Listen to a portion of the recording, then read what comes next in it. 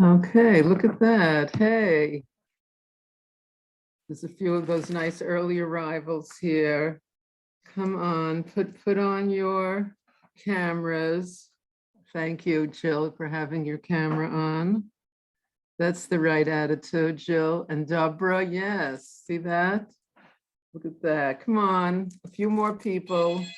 Oh, yes, there's Gina. Oh, this is excellent. Hello. Maybe speak in the other room, dear. Hello. Okay, so we just maybe one more. Oh, look, another person. Oh, wow, my old friend Devorah. Excellent. Oh, this is great. You're born in Milwaukee? This is great. Okay, Mayor, could you speak in another room, Yeah, me dear? too. Mayor, Mayor, could you? Okay, I have to call you in an hour. Okay, here we go. Just getting settled here. Let's get settled. Okay, so it's very exciting. We're going to do another class on Purim. I got really excited about Purim and thought we should get some more stuff in. And this is also including a sikha from the Rebbe. So this class, our class tonight, is speaking about Esther's brilliant strategy that we've always wondered about. Like what's going on? Like the king's, the king holds out his golden scepter. He says, what do you want? And she says, let's you and Haman come to my party. And then they have the first party of wine. And then again, he asks her, what do you want under half the kingdom will be given to you? And she says, come to the second party. And that's where we get a lot of action. So what was going on? Why did Esther have the first party and the second party? Didn't you wonder about that? Haven't you been wondering? Yes. And now we're going to find out what was Esther's brilliant strategy to save the Jewish people. Okay, that was my introduction of telling them what you're going to tell them. So I did that. Now I'm going to tell you. So get ready. Okay. So it's hard to understand what Esther's brilliant strategy to nullify the decree of the king. Okay, let's go over a little history here.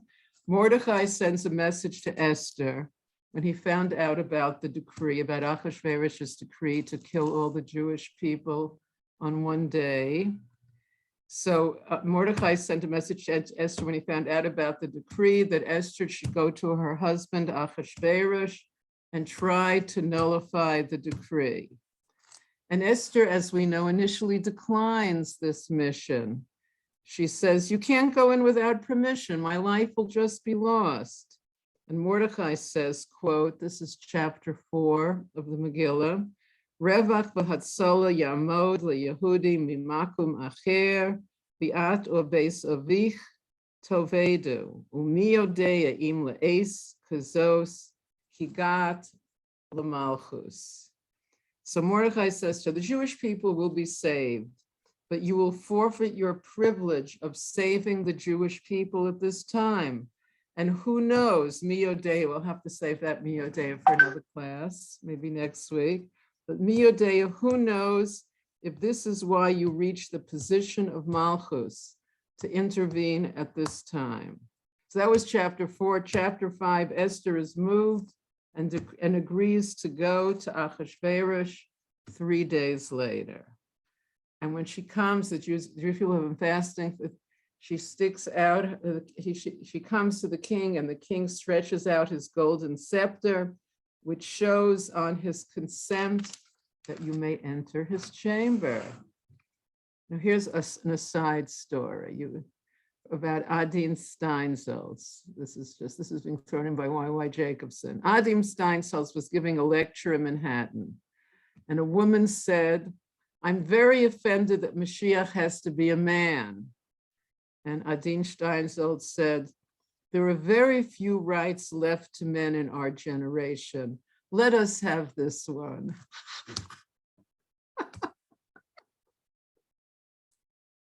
That's not asking for too much, is it?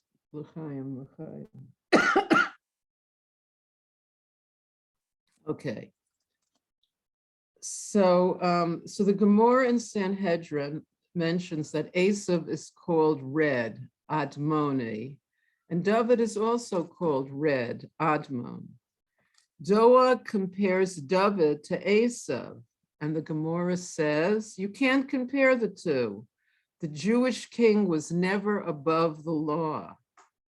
Nasan Hanavi comes to David and protested his behavior. Both before the Torah and after the Torah, there was a concept that someone has divine rights to be above the law, like the divine right of kings in Europe. The revolution of Torah is that no one is above the law.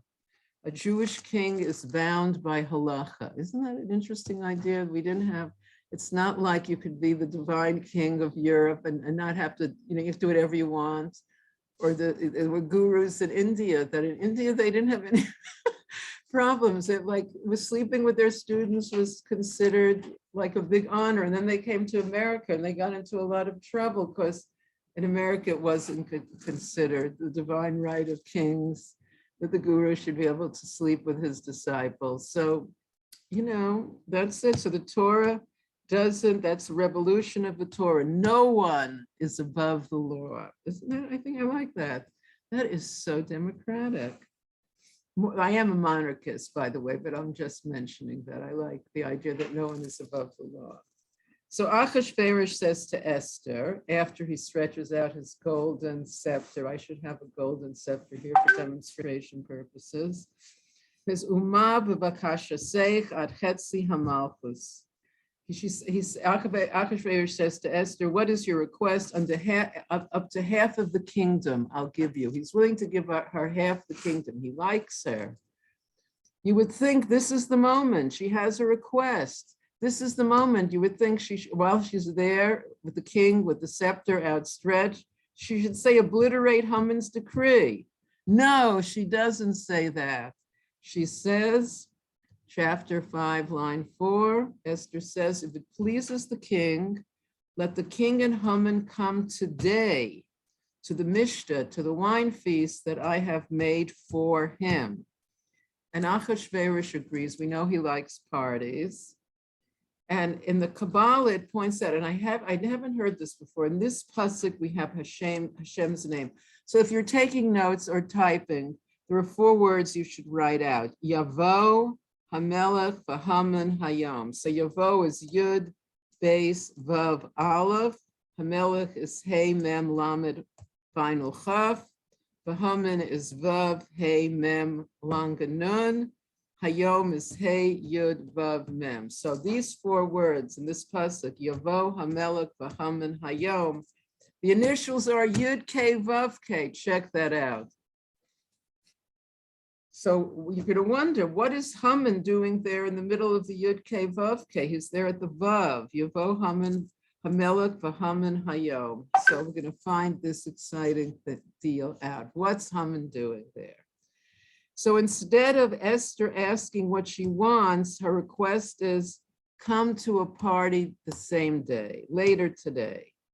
So now they're at the first party. They're in the midst of the party drinking wine. And again, Achashverosh asks Esther, Uma b'bakashaseich ad chetzi hamalchos v'ta'as. What is your request?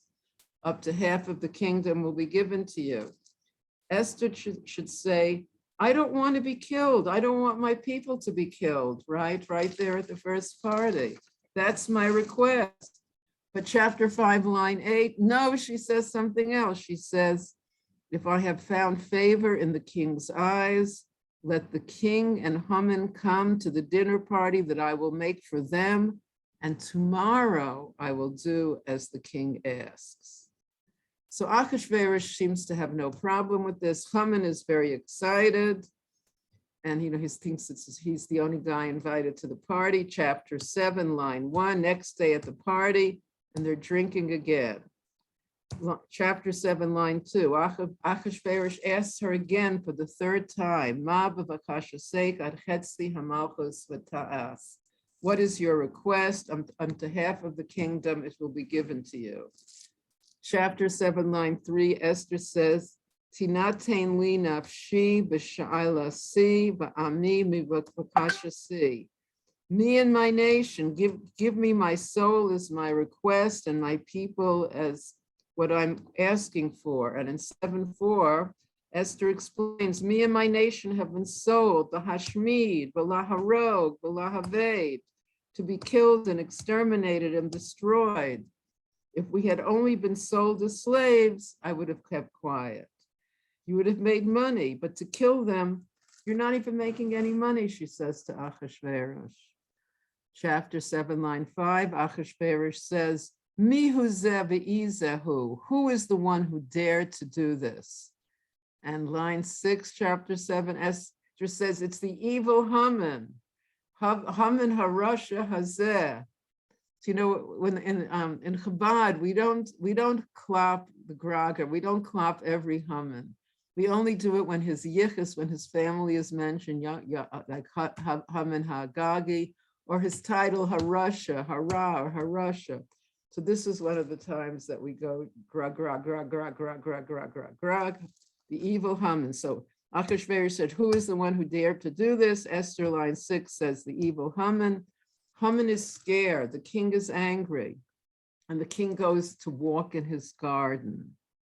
Haman pleads with Esther. The king comes back. Haman is crouching by Esther's bed, begging her. And the king says, Hagam likvosh es hamalka ami b'vayit. Would you assault the queen with me in the house? Upanei Haman chafu. They covered Haman's face. And Charbona, the servant, chimes in. There's a gallows in Haman's house that he made for Mordechai. And the king says, hang him on it. And Haman is hanged. Okay, so now you got the story. So why didn't Esther plead the case as soon as she came to Achashverosh? When she's right there, he holds up the golden scepter. Maybe she felt she could get more out of Achashverosh after he drank. Esther knew the psyche of Achashverosh. At the first party, Achashverosh was already drinking, and Achashverosh said again, what do you want? And Esther risks it. She says, I want a second party. What did she think would happen at the second party? What would be different? You might answer, good things happened between the first and second party. See, I had forgotten about that. This is a very good review. So what happened? After the first party, Achashverosh couldn't sleep. B'layla hahu nadada shnas hamelech. The night after the first party, Achashverosh couldn't sleep. He had them read his diary, his book of remembrances. That goes together with Twinkle, the Zikaron. He brought this, so the Zikronos were brought, and it says Mordechai saved Achashverosh's life and he wasn't rewarded. Okay, so while this is going on, Haman comes into Achashverosh wanting the king to kill Mordechai. Instead, Haman winds up taking Mordechai through the market on the king's horse. So good things happened as a prelude to the second party. That whole lovely scene with Mordechai on the horse happened between the first two parties. Keep that in mind. There was no way Esther could have known that Achashverosh wouldn't be able to sleep that night or would be asked to read the diary, and punkt, they'll find the story of Mordechai. So Esther didn't even know that. But how will having a second party help the cause? What was Esther thinking about the second party? Now we're going to see the meticulousness of a word in Megillas Esther, in Tanakh, about how Esther speaks about the first and second party. We're looking at the subtle differences between how Esther speaks about the first and second party. Okay. So chapter 5, line 4, for those who like to look inside. Before the first party, she says, Yavo hamelech v'haman el hamishta asher asisi lo. That let the king and Haman come to the party that I made in the past tense for lo, for him. Who's lo? The king. The feast I made for the king. Esther says lo, third person singular, out of respect. Like you say to the king, would his majesty like a cup of tea? You don't say, would you like a cup of tea? So she refers to him in the third person. It's a thing of royalty. So that they come to the party she made for him. Lo. Speaking about the second party, at the first party, when the king says, what do you want? Listen to this very subtle difference. This is chapter 5, line 7. Yavo hamelech v'haman el hamishta asher ese lohem. The feast I will make for them, lohem. Here it's not lo anymore, him, meaning you. Now it's lohem, plural, for them. So there's a change from the past to the future tense. The first time the party was already made, or sisi. The second time she has to prepare the party the next day, e'eseh. And lo, him changes to lohem, them, Achashverosh, and Haman. Why the change, you might be wondering. The first time she also invited Haman. So the word lohem contains the strategy of Esther. This is what we've been waiting to find out. What was Esther's strategy in making the two parties?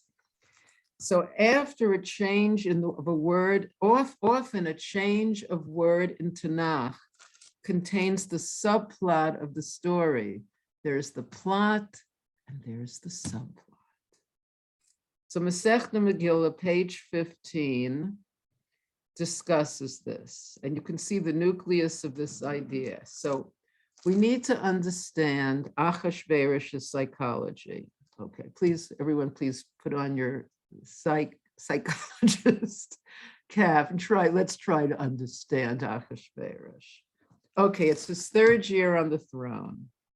Achashverosh makes a party for all his ministers for 180 days to show off his wealth. Then he makes a 7-day party for the people in Shushan, the capital, Kiritzon ish v'ish.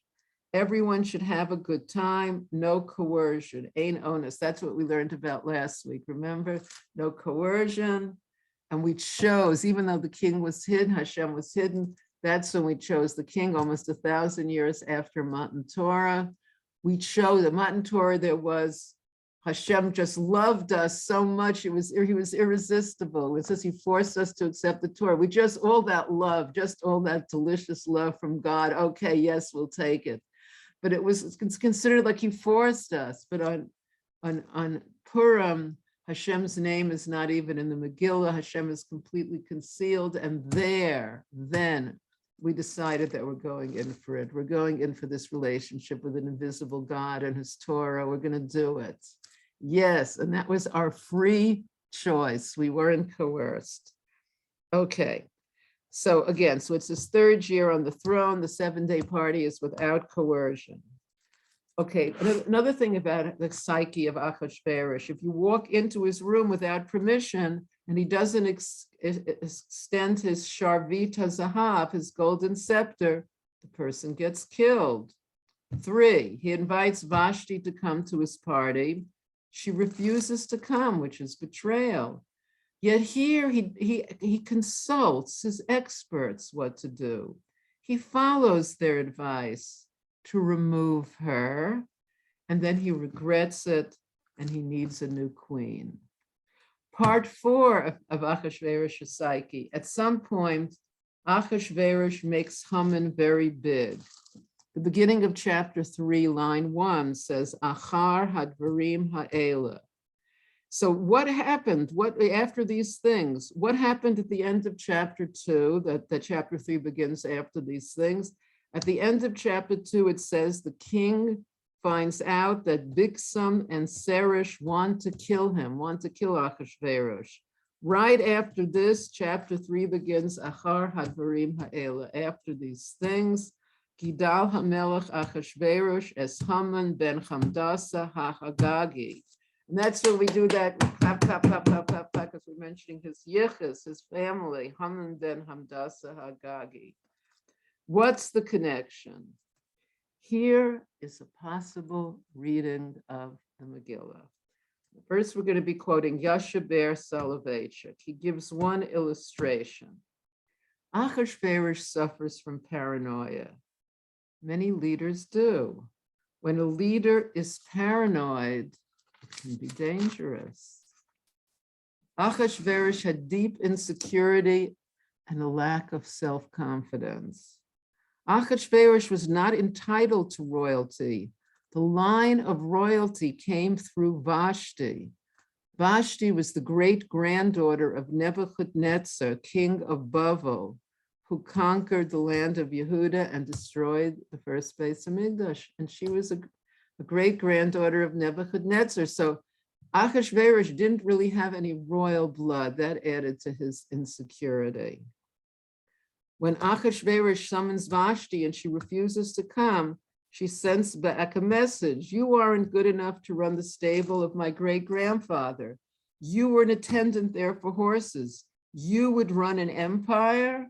And we also learned last week that she's saying you're a fatso. And he found this very disturbing. He was very insulted because you get upset when someone is right. And he was a fatso. So when someone insults us and they're right, I'm laughing and crying, of course, at the same time. Okay. And an example of that, Rabbi Nachman was at a chasana, and there were some people who disagreed with Rabbi Nachman. You might have heard about them. And one of those people yelled at him, and Rabbi Nachman just stayed completely calm and ignored it. And one of his disciples asked Rabbi Nachman, how did you remain so calm? And Rabbi Nachman said, if your name is Yosef, and someone runs over and says, Shimon, you're a Ganav, you say, I'm not Shimon, I'm Yosef. He says, oh, I'm so sorry. You look just like Shimon. Are you insulted? No, he's talking about someone else. So Rabbi Nachman said, he doesn't know me. He's talking about someone else. Why should I be distraught? See, he had self-confidence, that Rabbi Nachman.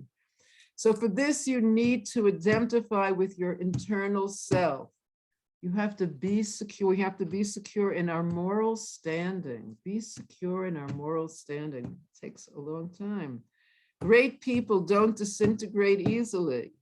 They have an internal life. So we need an internal life so we don't disintegrate easily.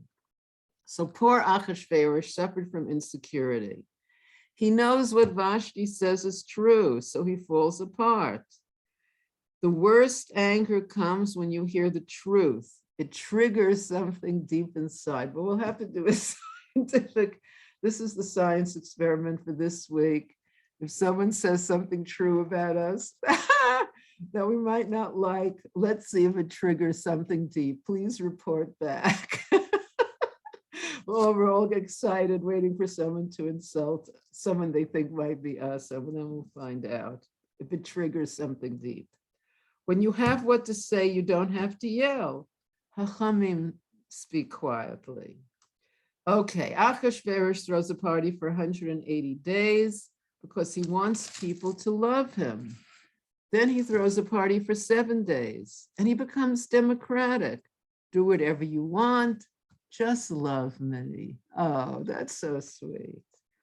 And Vashti rebels. Achashverosh consults his experts. What does the New York Times say about it? Yeah, you don't have to know. What does it say on Facebook? So Memuchan says, who they say is Haman, says, if you don't kill Vashti, the nation will rise up because feminism will have a too early incarnation. So Achashverosh kills his own wife, and then he regrets it. Achashverosh always wanted to know what others were thinking and changed himself accordingly. Now that is really insecure. That's very sad, that someone should want to know what others people are thinking and change himself to do what's in. If you have an inner position, you can remain who you are. Otherwise, I guess he just had to keep on changing. He had no inner position. It's a life of anxiety to be paranoid and insecure. Your therapist will explain, get one person to be a channel between the world and you. But if he's shrewd and he manipulates your insecurity and wraps you around his finger, this could be a problem. This is what Haman was doing for Achashverosh. He got one person to be a channel between him and the world, and Haman manipulated his insecurities. So when Achashverosh hears that Bigsan and Seresh want to kill him, his paranoia grows. And then it says, Achar hadvarim ha'elu gido hamelech Achashverosh es Haman hamdasa. Haman becomes the buffer zone. Haman is protecting Achashverosh from people who want to destroy him. Me'al kol hasarim, he lifts him up above all the princes and ministers. Haman is above everyone else. Haman is to Achashverosh what Beria was to Stalin, Yamak Shemo. That was our joke from last week. Oh no, with the revolver that he misplaced in the drawer. Okay, you have to have been there for the joke, right? You have to have been there. So Beria was the head of the KGB when Stalin, Yamak Shemo, was the head of Russia. So Stalin was the leader of Russia from 1924 to 1953.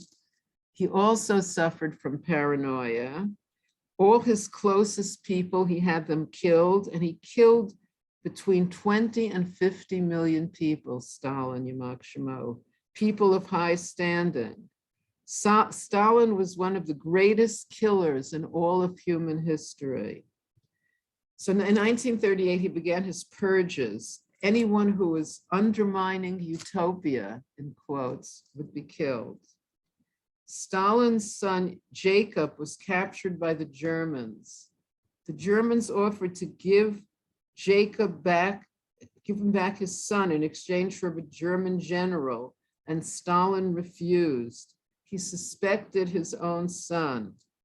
About Hortus, who we know built a few things around here, Herod, it said your fate was better if you were his dog rather than his own child. So I guess Stalin was in that dangerous to be his child.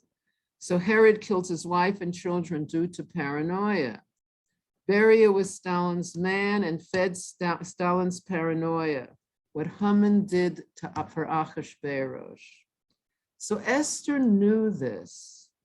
Esther knew how a paranoid person behaves in non-rational ways. A paranoid person behaves in non-rational ways because his existence is threatened. So Haman presented a case to Achashverosh. The worst, Haman says to Achashverosh, the worst nation to have under you are the Jews. They're everywhere. They're in Hollywood, they're in the White House, they're in the media, they're in business, they run the banks, they run real estate, they run Wall Street. They're Mufuzar and Mufarish ben Ha'amim, they're spread out among all the people, the Estate Hamelech, Einem Osa, and they're not loyal to the laws of the king. So Ve'ein Hamelech Shava Lahi Nachem, and it's not in the king's interest to tolerate them. So this fits very well into Achashverosh's paranoia. There's a tumor in the empire that threatens to undermine him without any loyalty. Just organize this back a little bit here. Second. Expand. We're working on this. Gallery. Okay, there. My computer is back with me. Okay, so the more Haman feeds Achashverosh's paranoia, the more Achashverosh is dependent on Haman. Stalin, Yamak Shemo, is the same way. The fear of millions of rebels. He needed a sophisticated guy on top, like Beria. So Esther knows this. Someone so paranoid doesn't have loyalties. If you hate yourself, you can't love someone else. There's no self that has any value. If you don't have a self, if we don't have a self, there's no loyalty. So that's very tough, huh? No self. Esther knew this. That's why Vashti was killed. There's no loyalty to your own wife. There's no person inside. So when Mordecai tells Esther, go plead with your husband, Esther knows the depth of her husband's psychological condition under Haman. She'll just show Achashverosh she's part of the problem, that she's also trying to undermine him, he'll think. So Esther brilliantly devises this strategy. Achashverosh doesn't know that she's Jewish. So she says, Vayavo Hamelech v'Haman Hayom El Hamishta. Let the king and Haman come today to the party. Achashverosh has to be thinking consciously or subconsciously. Why Haman? I'm her husband. If she was inviting Haman and his wife, we could call it a double date, right? Aha. And we all know how beneficial double dates are for shalom bias. I think that was a joke by Y.Y. Jacobson. But Esther didn't invite Zeresh, Haman's wife, to come on a double date. It wasn't a double date. If you invite everybody, ministers, etc., to honor the king, fine. But only one man is invited. El Hamishta Asher Asiti Lo. That's chapter 5, line 4, to the feast that I made for him. So now we have the king and the queen and Haman at the party. Haman is happy. When he comes home, he says, Esther didn't invite anybody but me. Now again, Achashverosh asks Esther what she wants. Esther couldn't ask yet. She knew her husband's psychic condition didn't change. Esther says, I'm making another party. Yavo Hamelech v'Haman El Hamishta Asher E'eseh Lohem. The party I will make for them. The first time was a party for the king. The second time it's a party for both of them. Suddenly, Achashverosh and Haman, they seem equal in Esther's perspective. Paranoid people pick up on every nuance. So Achashverosh picked up on this. Why is Haman invited the second time? Because Esther is brilliant. Achashverosh's mind is turning. Achashverosh wants to take all of Esther wants to take all of Achashverosh's paranoia that's now directed against the Jewish nation, and she wants it all to be directed at Haman. That's why she says, E'eseh lohem, that I'm making for them. So the second party, to them, they're drinking again, and Haman is in between them. Haman is sitting in between them. Haman feels at home. For the first time, Esther puts Haman between herself and Achashverosh. Remember, Achashverosh lowered the taxes for the whole nation because of his love for Esther. Achashverosh made a special feast for Esther. Achashverosh adored her charm. Now suddenly, Haman is in between them. Esther did this. Achashverosh senses something. Esther gave Haman attention at the party. For a paranoid person, just the word lohem, them, equals attention. Okay, so Esther now feels the situation is ripe for a paranoid madman. Esther says, I have one request. My life is in danger. Someone wants to kill me. Chapter 7, line 5, Achashverosh says, Mihu ze be'ezahu. Who is the one who wants to destroy my queen? Esther points to Haman. The decree of Haman is against Esther. Haman is no fool. He knows he can't pit Esther against Achashverosh. This is Achashverosh's queen. He knows that Achashverosh loves Esther. Haman knows Esther is a kind girl, not like Vashti. He knew Vashti was a witch. Haman knew Esther was an idle person who didn't want the job. So Haman knows the proper alternative is to ask for Rahmanis, to ask for compassion from Esther. So Haman begs. Achashverosh comes back and sees Haman leaning on Esther's bed and says, Hagam likvosh es hamalka imi babayit, would you assault the queen with me in the house?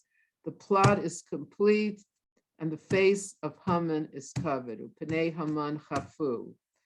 So the paranoid madman saw the man closest to him, turned against him, and now it seems to Achashverosh that now Haman is trying to take Esther. So all of Achashverosh's fury is now directed against Haman. As an aside, no one yet knows how Stalin died. I mean, we're happy that we know that he died, But the Rebbe once quoted a writer, in politics, you believe nothing until it's denied. Oh, that's very cute. In politics, you believe nothing until it's denied. You could use that line at parties. So Stalin's death was announced March 5th, 1953, 69 years ago, 9:50 p.m. How did he die? They were, maybe he had a stroke, a heart attack, what caused it? He was 73 years old. More evidence is coming out that Stalin was poisoned. Who poisoned him? Some people felt it was Beria. Some felt it was Khrushchev. Who would gain the most by poisoning Stalin? But Beria was the closest man. We still don't know the truth. Beria knew his time would be up very soon. Stalin was going for a new purge. Beria was killed afterwards, but not by Stalin, who was already killed. Beria knew his time was coming, so he turned against Stalin. Suddenly, Achashverosh saw Haman was against him. So when Harbona, the servant, comes and says there's a tree, Haman prepared for Mordechai, Achashverosh hangs Haman on that very gallows. Now there's irony. If you have to give an example in third grade of irony, please remember this story. This is what Esther concocted strategically, all in the word lohem, a party she's making for them. Okay, now we're going to look at it on a spiritual level. Now that we've got the story down here, we're going to look at this whole story on a spiritual level. Okay, let's go back to chapter 5, line 4, this word that I asked if you are writing down or typing, Yavo Hamelech Bahaman Hayom. So these 4 words again spell out Yud and a Hey and a Vav and a Hey. Okay, the Malbim points this out, and it's also brought in Kabbalah and Hasidus. Okay, so there's a certain point where a person can't get any higher, like when they're on the top of a Ferris wheel, and then they can only get lower. When they're at the top of the Ferris wheel, they can't get any higher. Also, when someone hits rock bottom, the way from here is only up. Oh, there's only up from here. And this is brought in Hasidus, and the Tzemach Tzedek writes about it. So Esther needed to lift Haman to the highest level he could reach, and then he had to begin his nefila, his falling. That's why she had to invite him to the parties. He had to reach that highest point.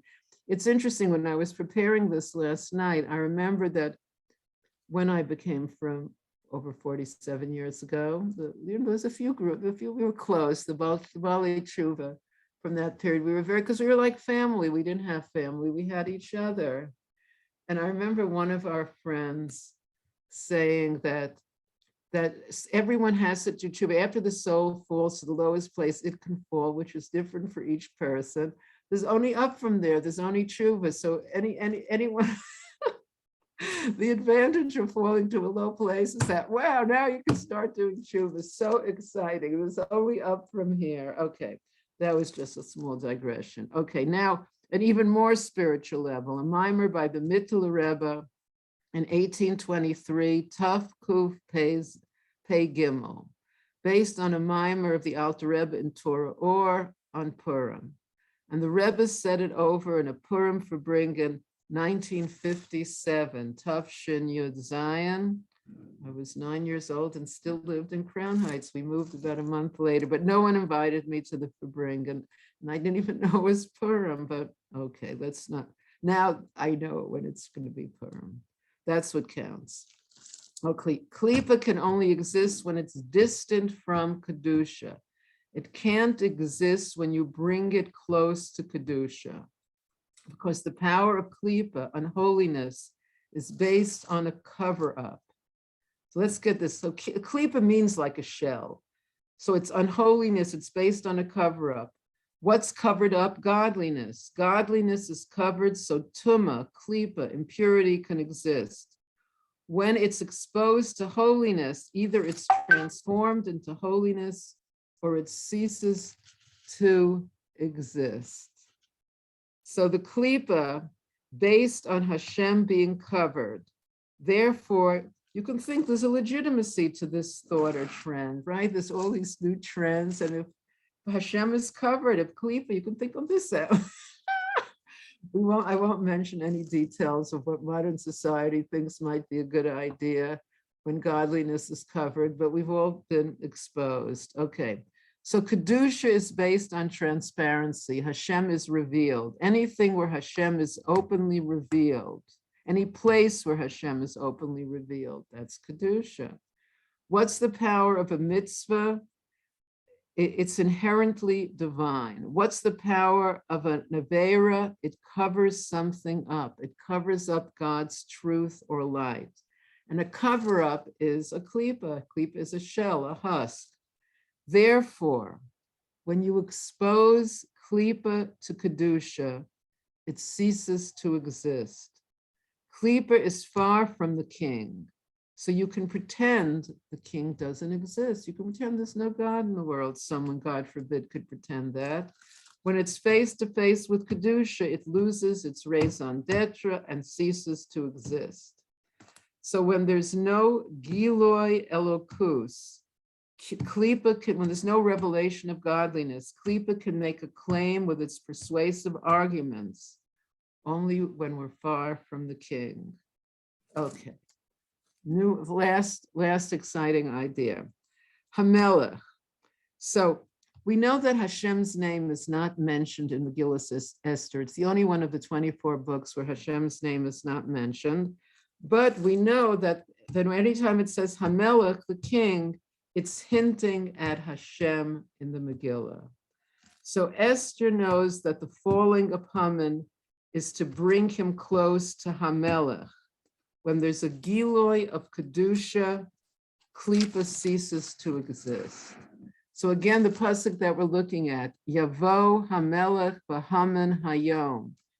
So Esther brings Haman into the higher levels. She had Haman interrupt the flow from the Yud and the Hey, Yavo Hamelech, that's the Yud and the Hey. Then we have Haman as the Vav interrupting, and then the final Hey. So Haman is interrupting the flow from the Yud and K of Hashem's name to the final Hey. And final Hey is Malchus, femininity. Haman becomes the partition that separates the Yud Hey from the final Hey. In simple language, Esther put Haman between herself and Achashverosh.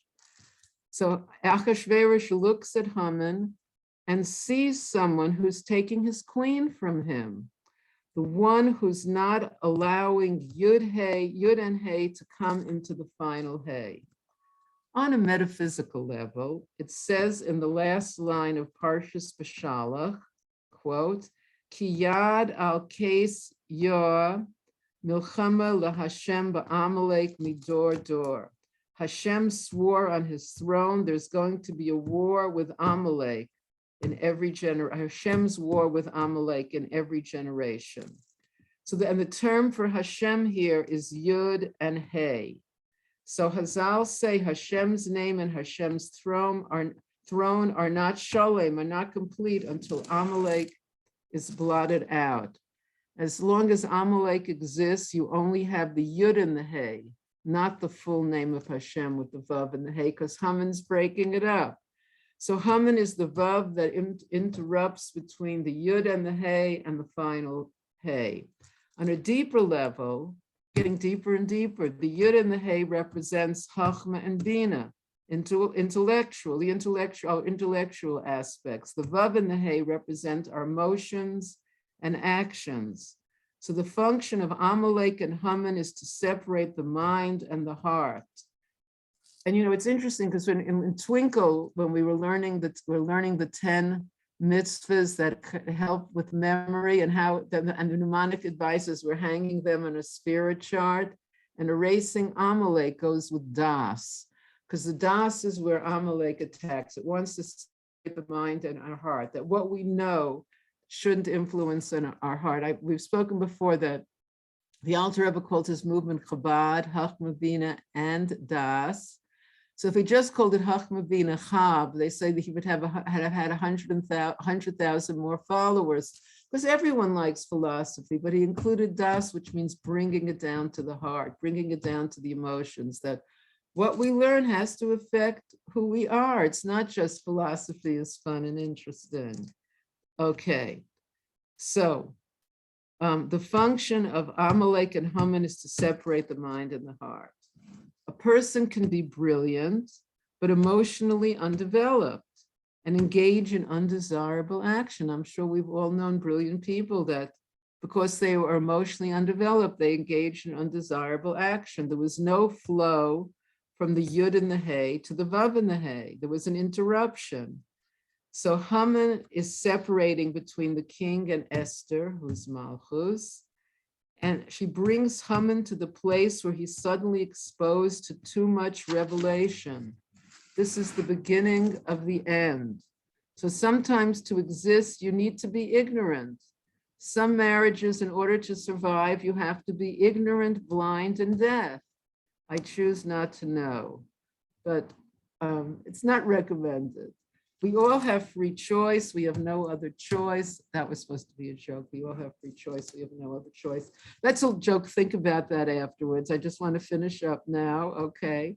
If you're living based on ignorance, you're cutting off something from yourself. So it's not really the best approach to marriage. I choose not to know. So the tragedy of Klipa is its power, and its power is that it doesn't know. As soon as Haman gets exposure, he's brought to the first Mishnah, and then the second feast, his fate is sealed. At the first party, Asher Asasi Lo, Achashverosh is still superior. At the second party, Asher Ase Lohem, now Klipa is elevated to the point where it's equal to Hamelech. And suddenly Haman feels full grandeur. Here he can't exist. The moment, because of the Kedusha, the moment Haman ceases to exist, where he's elevated to the point where he can't exist anymore, because his existence is based on Kedusha being covered. Okay, so sometimes someone is destroyed not by casting them away, but by bringing them very close. Through revelation, Klipa can't exist anymore. Sometimes Haman and Achashverosh have to be elevated before they're destroyed. So the Zohar, this is now getting at the last page here. The Zohar says, woe to the animal or man who walks between the lion and the lioness, who separates the Ari, the lion, from the Arisa, the lioness. The lion feels suspicious. There's a new male lion that comes to his turf, and the girl lions are going over to him. So the male lions compete with each other over the lionesses. This is brought in the Zohar. And the Alter Rebbe says, this is what Esther did to Haman. Achashverosh is a lion. Esther brings in a new lion who is walking between the lion and the lioness. And this is the end of Haman. So the nuance is, the last paragraph is, it's not just that Esther put Achashverosh against Haman. She didn't do it too early. She had to build up the intrigue and doubt in the mind of Achashverosh. Is she guilty? Is Haman guilty? At the first party, Achashverosh doesn't know. At that party, she says, Lahem. Then Haman, she says to Haman is trying to kill me. And then Haman is on her bed over her pleading. If she did it too early, Haman could have turned it around on her. And this is how Esther saved the Jewish people. And we should all have a wonderful Purim. I'm so glad we have a few more weeks to learn more about it. Okay, I'm going to take a picture because we have a lot of people here today. A get well picture for Rav Yitzhak. More cameras on, please. Get well expression. Because we want Rav Yitzhak Fivish, Ben Brian and Malka should be well and strong and be able to teach us new and exciting things. Look at these beautiful people. Anyone else? Come on for the get well picture. 1, 2, 3. No, I'll try again. 1, 2, 3. Yes, I've gotten quite good at it. All right, so thank you so much. I'm sorry, Rabbi Eli, I went over a few minutes, but I guess you could continue there at the end. Mwah. Thank you, all of you, for coming. It's really wonderful to see everybody. It's really so special. Baruch Hashem. Thank you, thank you. See you all next week, Amir Hashem. Very nice. I'll just say, I have a friend of mine